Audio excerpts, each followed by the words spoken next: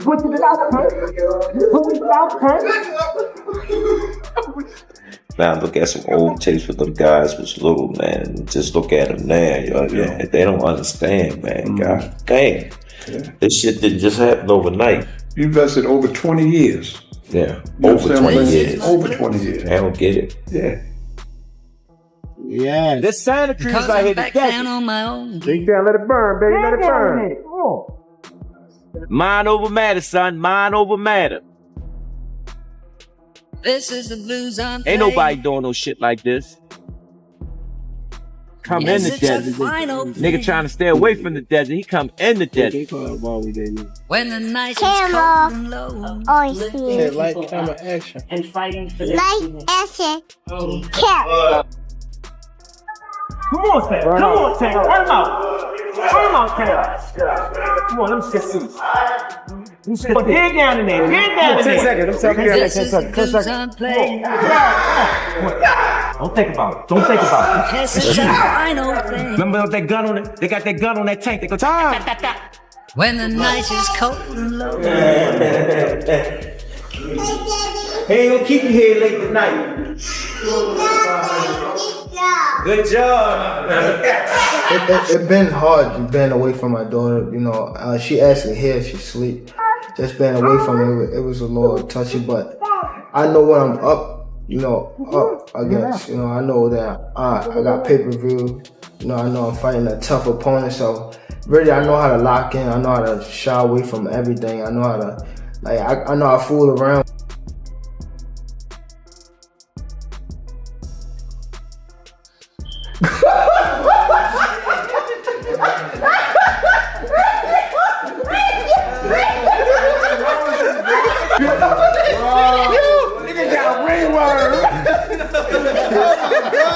I served 10 huts. Yeah, you don't connection. You're don't do that. I can't go on TV looking like that. I'll be bad shit going on TV bald headed. Yo. Oh my God, bro. You're the name of the day, man. Yeah, I'm not gonna fight. It's time to lock in. It's time to lock in. No, push it out. Ah, good. 7 again. 7 point what? 7.25. That's good. That's good. I call the last race. I come from my room. Oh, you heard? Yeah. Hank, you don't get that dude. See? People love this type of shit, man. They love it, boy. You don't understand, boy. Yeah, Tank, you gonna get it. You want one more, nigga? Huh? I can't hear you. That's it? All right. Yeah. Oh, stop closing up. Gotta let it go. Keep turning, step around. Keep turning.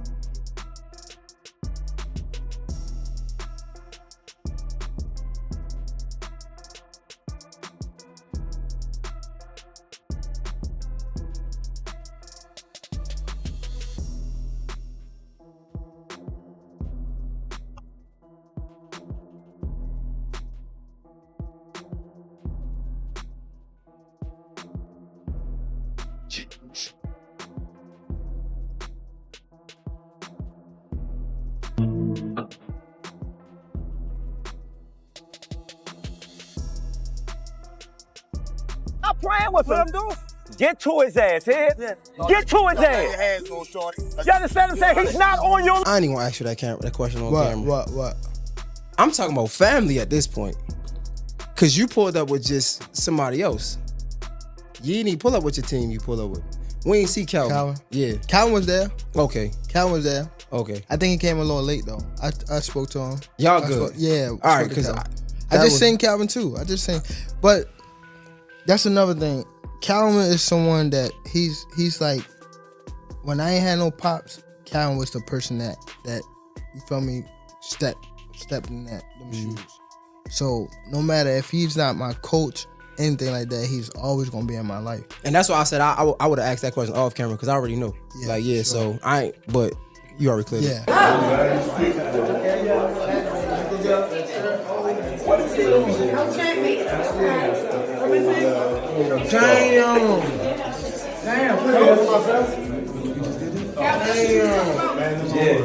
But that ain't That's hard, That's what we do. We make change.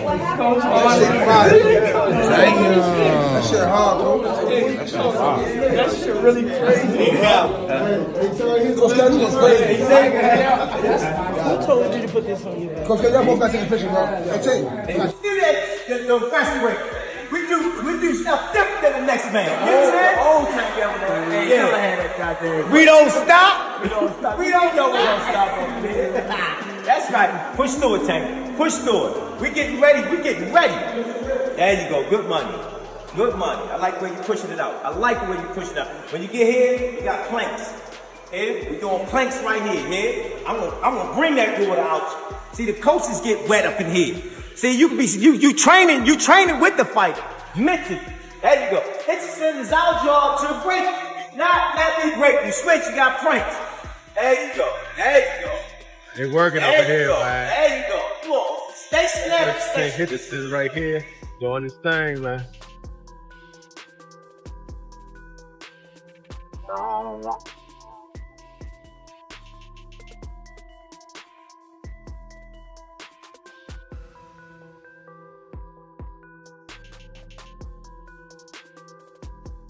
I just think that at this point, if Tank don't take this, honestly, this is the era where nobody fight they fucking mandatory. Look at Canelo, look at David Benavidez, man. Somebody will be your number one for years, and they probably not going to, you know what I mean? But I think if Gervonta wants to make a statement, you know what I mean, or at least show that he's giving a young gun an opportunity, I think you are definitely the way to go. You know, I think he at the end of his career, my opinion, I think he at the end of his career, but he should always give that. Julio Cesar Chavez did it with De La Hoya. Floyd did it with Canelo. Give that young man a shot. You know what I mean? You either gonna take it, it's gonna make or break you. I mean, Coach Calvin Ford is the mastermind behind turning Gervonta Tank Davis into one of the sport's most dangerous fighters. Their partnership started early, back when Tank was still competing as an amateur in the boxing circuit, and over the years, that bond has grown into deep mutual respect. Together, they've accomplished a tremendous amount, moving up through weight classes and dominating each challenge as a unified team. But away from the ring, Tank's Calvin, personal life has been anything but stable. Repeated run-ins with the law have taken a toll on his career, and the people who end up losing the most are the fans. They're left waiting, unable to watch their favorite athlete step between the ropes and do what he does best. Everybody know him. Everybody know him at work. remember Calvin used to fuss at the guys that was coming up with me, and they was in the streets a lot. He was telling them, like, you can't have 1 feet in and 1 feet out. You gotta be, like, all the way in it. Like, focus on the goal, you know. And them guys, they went left, and unfortunately, they got killed. You weigh the odds out like that. Do you want them to go to jail, or you want them to live? That's the whole idea, to come to the boxing gym. If I ain't had the people I had around me, like the people that started with me and things like that, I probably would have been off the scene for a... It's been a while since the Baltimore boxing star last stepped into the ring. His most recent appearance ended in a controversial draw against Lamont Roach last year, and he hasn't competed since. But fresh news just broke. According to a recent report from Ring Magazine, the WBA has officially ordered Gervonta Tank Davis to put his WBA lightweight championship on the line against Floyd Schofield. This is a huge development, especially because Tank's name had been floating around in talks with several big opponents for his comeback. Now with Schofield, who goes by Kid Austin, explicitly named by the WBA, Tank is essentially blocked from taking any other fight for the time being. In an announcement released on May 23rd, the WBA made it clear that both teams have a 30-day window to negotiate and finalize the lightweight title clash. If they can't reach an agreement by June 22nd, the organization may move ahead with a purse bid. The World Boxing Association Championships Committee has officially ordered the mandatory lightweight title bout between reigning champion Gervonta Davis and the division's #1 contender Floyd Schofield. The pioneering organization sent formal notification to both camps this Saturday, May 23rd, granting the parties a 30-day negotiation period that will expire on June the 22nd. Under championship rule C-10 title defense periods, champions in all divisions outside of heavyweight are required to defend their titles every 9 months from the date the championship was obtained. In Davis's case, his last appearance came on March 1st, 2025, when he retained the title via majority draw against Gervonta Roach, leaving the mandatory defense significantly overdue. Additionally, WBA rule C-13 bout limitation states that a champion may not compete against any boxer other than the official mandatory challenger within 60 days after the expiration of the mandatory defense period. The WBA will now allow the respective teams the allotted negotiation window to reach an agreement should the parties fail to come to terms, or if either side refuses to negotiate, the organization may proceed with a purse bid in accordance with its internal rules and... Just so you're up to speed, Tank's name has recently been connected to quite a few potential opponents. One possibility was a second bout with Isaac Cruz, with conversations focused on a summertime comeback at the 140-pound limit. There was also plenty of buzz around a huge showdown with Vasily Lomachenko, especially following Loma's surprising comeback to boxing. However, according to WBA regulations, Davis now finds himself unable to chase any other fighter as long as this mandatory title defense remains unsettled. So, according to the team of INSIDE Pitbull Cruz, who is promoted by Manny Pacquiao Promotions, they are in line and in talks to have a rematch with Gervonta Tank Davis should they get past El Rayo, Jose Valenzuela, August 3rd. And this has been revealed because two-division world champion, superstar boxer, who is the reigning WBO junior welterweight world champion, Teofimo Lopez, attempted to negotiate a unification bout with Isaac Pitbull Cruz. And Isaac Cruz and their team says, we'll revisit that once the Tank Davis rematch is over. But we can't accept a showdown with you right now because we have that hanging in the balance. Now, this is interesting because we know Gervonta Tank Davis and his team is in negotiations to face off against Vasily Lomachenko in the unification bout at 130. As explained by the organization, this decision stems directly from a lack of recent activity. Under WBA regulations, champions competing in divisions below heavyweight must put their titles on the line at least once every 9 months. The WBA also pointed to an additional rule that prevents title holders from agreeing to a voluntary matchup within 60 days leading up to the mandatory defense cutoff. That particular clause seems to block any short-term strategy from Davis to squeeze in a warm-up fight or a different comeback opponent before dealing with Schofield. So, are they going to make this happen? Is Gervonta really coming out of mini retirement, whatever you want to call it? Is he really going to fight Floyd Schofield? They've been talking trash in the DMs. But the million-dollar question, will the fight materialize? The reality is, Gervonta has been fighting who Shakur was supposed to fight. Shakur was supposed to fight Frank when the WBC, I believe, ordered the fight, and Tank ended up getting the Frank Martin fight. Shakur was supposed to fight Floyd Schofield. Floyd Schofield got himself sick. Respectfully. So, is he going to be okay messing with Tank? Now, one thing for sure, Floyd Schofield did redeem himself. The way he knocked out Tevin Farmer, he looked spectacular in that fight. But we know Gervonta is no Tevin Farmer. So, I would love to see this fight. I mean, I pray the fight happen because Floyd Schofield is a real fight. Put it that way. He's nothing to play with. Tank is going to have his hands full.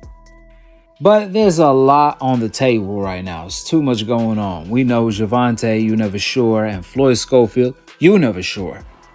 Two guys you never sure with. I don't know how far that's going to go. They're going to cut these negotiations short. I'm telling you, I can't wait. Surely Gervonta is not going to request to be a super email champion. He's not going to do that to avoid Floyd Schofield, is he? In all reality, Floyd Schofield is a perfect comeback fight. ahead of a Vasyl Lomachenko. So as you can tell, there's a lot of skepticism about whether this matchup will actually happen. Both fighters have a track record of being connected to certain opponents, only to end up facing someone else entirely. That said, it hasn't stopped boxing insiders and analysts from offering their take on how things would play out inside the ropes. James Toney didn't hold back when asked for his prediction. He called for an easy knockout victory for Tank over Schofield. Toney was straightforward about this mandated clash, saying that Floyd Schofield simply isn't prepared for someone like Gervonta Davis, and stressed that Tank operates on a completely different elite tier. Toney also took issue with Schofield's resume, pointing out that he's mostly gone up against protected opponents and hasn't faced any real threat. He drew a comparison to the Frank Martin situation, suggesting that Schofield might show flashes of competitiveness early, but would eventually get caught. Toney wrapped it up by saying that although Schofield needs more development time, walking straight into a fight with Tank is the wrong career move. We have one matchup that the WBA just ordered yesterday, I believe. Gervonta Tank Davis versus Floyd Schofield. What do you think about that matchup? That kid ain't ready. He ain't got no training. Floyd Schofield? He ain't got no training. He will get knocked out. He will get knocked out? He will get steamrolled. What do you see? Nothing. Nothing? He's a good fighter for the lesser fighters. But when he's up at that level right there, he is something different. He could be like Frank Martin, you know what I'm saying? Okay. Something similar to Frank Martin, you're saying? Yeah. Okay. Frank Martin, he was in there, boxing a little bit, but he got lost in there, right? He was in autopilot. Do you feel like that's what it is, that experience? What happened? He got hit with a vicious uppercut, followed by a crazy hook after. And so you can't tell me Floyd Schofield. I've never seen a kid fight before, but I can tell by his training, because his father don't know shit about boxing. Talking about me, I know who am I. But anyway, that's not a subject. But he never fought nobody in the echelon like Tank Davis. Like they did this 10-round fights, not 5 fights. He ain't fought nobody. He's been fighting C-class fighters, being built up the right way. You know what I'm saying? But you know what? But he went in the wrong way by fighting Tank first. Like I said once before, he needs time to get ready. His time is not now. But if they're gonna put him in there, go ahead. Coach Breadman has nothing but praise for Kid Austin, describing him as a rugged, athletic competitor with real skills. In Breadman's view, Schofield brings a dangerous mix to the table, one that's rarely seen, combining raw physicality with high-end athleticism, which makes him a serious threat. He draws a comparison between Schofield's approach and that of Sean Porter, pointing out that relentless, athletic, and physical fighters like these tend to cause major problems for even the very best pound-for-pound boxers in the sport. And when your name gets mentioned alongside a legend like Sean Porter, it's a clear sign that you've got tremendous ability and are already big fight ready, even at this early stage of your career. My bad. Your reaction to the WBA mandating Gervonta Tank Davis and Floyd Schofield? Oh, wow. I didn't know that.